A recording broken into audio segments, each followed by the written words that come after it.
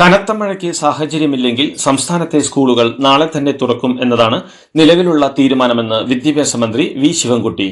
എന്നാൽ ഇന്നത്തെയടക്കം കാലാവസ്ഥാ സാഹചര്യം വിലയിരുത്തിയതിനു ശേഷം മുഖ്യമന്ത്രിയുമായി കൂടിയാലോചിച്ച് ഇക്കാര്യത്തിൽ മാറ്റം വരുത്തണോ എന്ന് തീരുമാനിക്കുമെന്നും മന്ത്രി വ്യക്തമാക്കിയിട്ടുണ്ട്.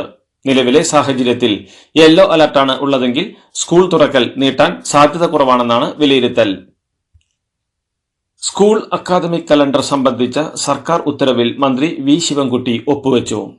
LP വിഭാഗത്തിൽ 198 അധ്യയന ദിവസങ്ങളും 800 പഠന മണിക്കൂറുകളും, UP വിഭാഗത്തിൽ 198 അധ്യയന ദിവസങ്ങൾക്കൊപ്പം തുടർച്ചയായ 5ാമത്തെ വർക്കിംഗ് ഡേ അല്ലാത്ത 2 ശനിയാഴ്ചകൾ കൂടി ഉൾപ്പെടുത്തി 200 അധ്യയന ദിവസങ്ങളും 1000 പഠന മണിക്കൂറുകളും ഉണ്ടാവും. ഹൈസ്കൂൾ വിഭാഗത്തിൽ KER പ്രകാരം 1100 പഠന മണിക്കൂർ വേണം.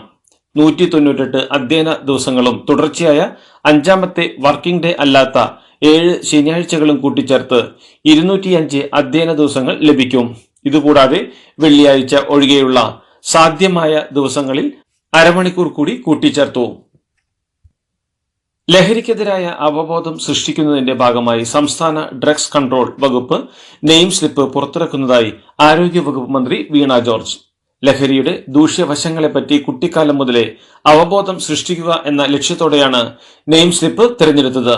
വിദ്യാഭ്യാസ വകുപ്പിന്റെ സഹകരണത്തോടെയാണ് നെയിം സ്ലിപ്പ് വിതരണം ചെയ്യുന്നത്.